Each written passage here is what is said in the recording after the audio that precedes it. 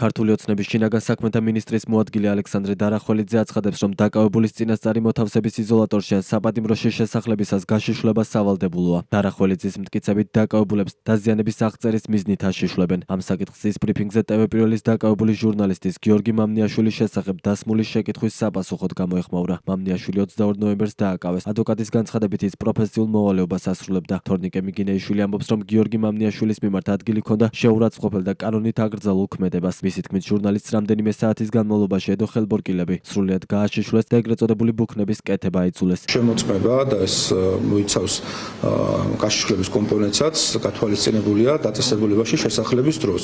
ეს არის სავალდებულო კომპონენტი იმისათვის, რომ თუ კი არსებობს რაიმე დაზიანებები მის სხეულზე, დროულად აღიწეროს ექიმის მხრიდან და ეცნობს ეს დაზიანებები შესაბამის საგამოძიებო სამსახურს. ამისთვის ეს კიდევ ერთხელ ვიმართებ, ეს არის ჩვენი ვალდებულება, რომელშიც უნდა შესრულდეს.